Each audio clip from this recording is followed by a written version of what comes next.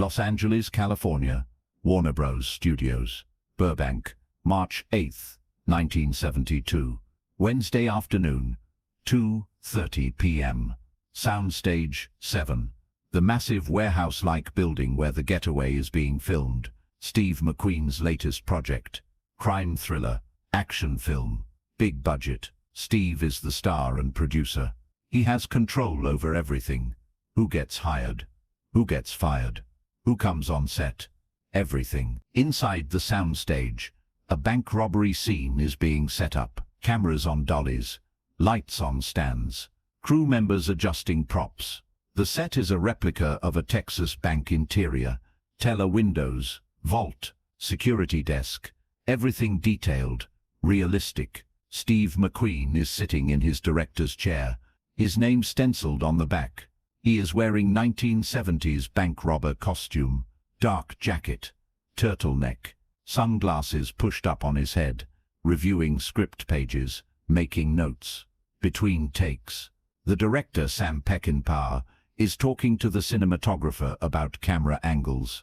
Steve has a new bodyguard, standing 10 feet away, watching. Ray Kendrick, 6'4", 280 pounds, 38 years old, crew cut, clean-shaven, wearing dark suit, white shirt, tie, sunglasses, earpiece, connected to radio, former LAPD tactical unit, 9 years on the force, before going private security. Ray was hired 3 weeks ago after Steve started receiving threatening letters from a stalker, someone obsessed, someone dangerous enough that Steve's lawyers recommended 24-hour protection. Ray's job is simple: keep everyone away from Steve unless Steve explicitly approves. No exceptions. No excuses. Ray is good at his job. Professional, serious, takes threats seriously. He has already thrown 2 unauthorized people off the set this week. A photographer trying to sneak pictures. A fan who somehow got past studio security. Ray does not care who people claim to be. If they are not on his approved list, they leave. Steve appreciates this. Feels safer, can focus on work. But Ray has one problem. He does not know all of Steve's friends. Steve has many friends. Actors, mechanics, motorcycle racers, martial artists. Steve does not always tell Ray when someone is coming to visit. Sometimes Steve forgets. Sometimes Steve just assumes Ray will figure it out.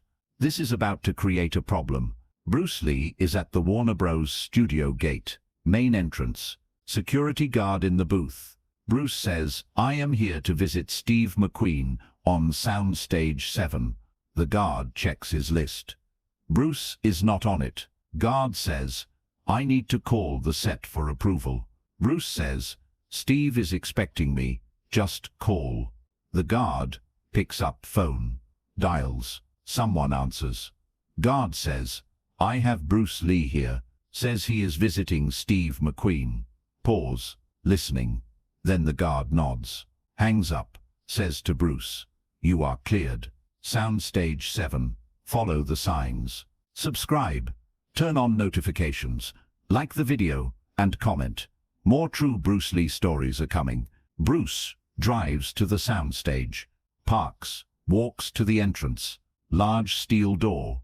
Sign says, "Closed set, authorized personnel only." Bruce opens the door, walks in. The soundstage is massive. High ceiling, lights everywhere. Hot, the smell of sawdust and paint from the sets. Crew members, moving equipment. Bruce looks around, sees Steve 50 yards away, sitting in his chair near the bank set. Bruce starts walking toward him. Ray sees Bruce immediately. Stranger walking onto set. Asian man, 5'7", 140 pounds. Wearing dark pants, black turtleneck, light jacket, moving with purpose towards Steve. Ray does not recognize him. Not on the approved list. Not wearing crew badge. Not supposed to be here. Ray moves to intercept. Fast walk. Cuts off Bruce's path. Stands in front of him. Says, "This is a closed set. You need to leave." Bruce stops. Looks at Ray. Says calmly, "Steve McQueen invited me. I am Bruce Lee. Ray says, I do not care who you are. Mr. McQueen is working. No visitors without prior approval. Bruce says, I have approval. Call Steve. He will confirm. Ray says, I do not need to call him. My job is to keep unauthorized people away from him. You are unauthorized. You need to leave now. Bruce's expression does not change. He says, Steve and I are friends. I am not leaving until he tells me to. Ray steps closer, using his size, intimidation, says, then we have a problem, because I am telling you to leave, and I do not ask twice. Steve is still 30 feet away, talking to Sam Peckinpah, has not noticed Bruce arrived, has not noticed his bodyguard is confronting his friend. The set is noisy, crew moving equipment, conversations, nobody paying attention to Ray and Bruce. Ray says, last chance, walk out on your own, or I remove you. Bruce says, you are making a mistake. Ray says, the only mistake is you thinking you can walk onto this set without permission. Ray reaches out, fast movement, grabs Bruce's shoulder, firm grip, trying to turn Bruce toward the exit, trying to physically move him. Bruce's right hand comes up, grabs Ray's wrist, thumb pressing nerve point. Ray's grip on Bruce's shoulder opens involuntarily, neurological response. Cannot control it. Ray's face shows surprise. Tries again with his other hand. Reaches for Bruce's collar. Bruce's left hand intercepts. Redirects. Uses Ray's forward momentum against him. Ray stumbles slightly, off balance. Professional training kicks in. Ray resets, squares his stance. This is not some random visitor. This is someone who knows what he is doing. Ray says, you just assaulted me. Big mistake. Bruce says, you grabbed me first.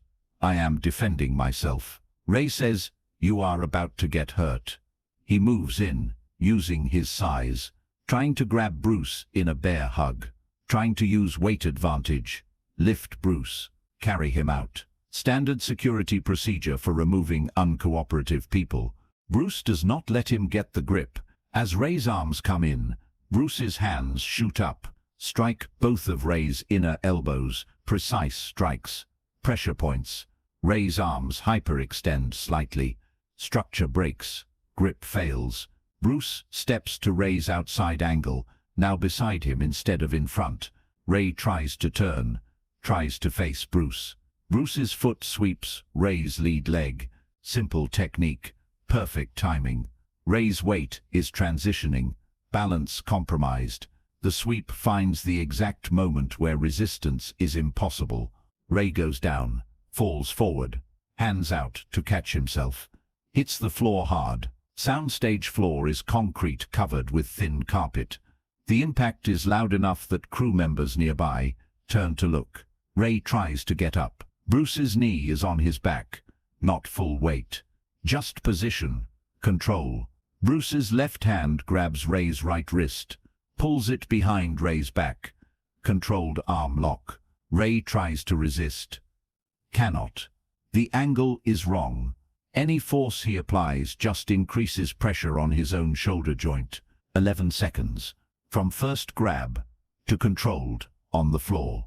Ray Kendrick is face down on a movie set, soundstage, 280 pounds of trained security professional, immobilized by a man half his size who used no excessive force. Just technique, just precision, just understanding of leverage and anatomy. The noise of Ray hitting the floor finally gets Steve's attention. He looks over, sees his bodyguard on the ground, sees Bruce Lee kneeling over him. Steve's face shows confusion, then recognition. He says loudly, Bruce, then to Ray, Ray, what the hell are you doing? Bruce releases Ray's wrist, stands up, steps back. Ray gets to his feet slowly, face red, not from exertion, from embarrassment, from the realization that he just attacked Steve McQueen's friend and got humiliated in front of 40 crew members. Steve walks over fast, says to Ray, did you just attack Bruce? Ray says he was unauthorized. I was removing him. Steve says, I authorized him. I told security to let him in. You did not check with me before grabbing him. Ray says, you were busy. I was doing my job. Steve says, your job is to protect me, not attack my friends. Bruce has been teaching me martial arts for 2 years. He visits me all the time. You should have asked before putting your hands on him. Ray says, I did not know. Steve says, that is why you ask. That is why you check. You do not just grab people. Steve looks at Bruce. You okay? Bruce says, I am fine. He was doing his job. Just misunderstood the situation. Steve says, he should have asked first. Then to Ray, you are fired. Effective immediately. Get your things and leave. Ray's face goes pale. Mr. McQueen, I was protecting you. Steve says, you were protecting your ego. There is a difference. Leave. Subscribe. Turn on notifications. Like the video and comment. More true Bruce Lee stories are coming. Ray looks like he wants to argue, then looks at the 40 crew members watching, looks at Bruce standing there calm, not even breathing hard. Ray nods, says, understood, walks toward the exit, does not look back. The soundstage door closes behind him. Steve turns to Bruce. I am so sorry. That should not have happened. Bruce says, he did not know. It is understandable. Steve says, it is not understandable. He grabbed you without asking questions. That is not professional. That is ego. Steve's assistant director comes over. Everything okay, Steve? Steve says, yeah, just fired my bodyguard. Apparently he does not know the difference between protecting me and attacking my friends. The assistant director nods, says, want me to call security? Get someone else. Steve says, later. Right now I am going to take a break. Bruce, come sit. Tell me what happened. They walk to Steve's area, sit in director's chairs. Bruce explains. Security cleared him at the gate, but Ray did not check. Just assumed Bruce was unauthorized. Tried to remove him physically. Bruce defended himself. Steve shakes his head. 11 seconds. I saw it. Ray went down in 11 seconds. He is 280 pounds of LAPD tactical training. And you put him on the floor like he was nothing. Bruce says. He left himself open. Reached without protecting his center. Used size instead of technique. Steve says, I have been training with you for 2 years, and I am still amazed every time I see you move. The speed, the precision. It is like watching physics. Bruce says, it is just understanding how bodies work. Ray is strong, but strength does not matter if your opponent controls your structure. Steve says, I need to remember that next time I am doing fight scenes, make it look more like what you do. Less Hollywood, more real. They talk for 20 minutes. Bruce watches some of the filming, gives Steve notes on movement, on how to make the action look more authentic. Sam Peckinpah comes over. Steve introduces Bruce. Sam says, you are the martial artist. Steve talks about constantly. Bruce says, that is me. Sam says, I just saw you put Steve's bodyguard on the floor. That was impressive. You interested in stunt work? I could use someone with your skills. Bruce says, I appreciate it, but I am focused on my own projects right now. Sam says, well, if you change your mind, call me.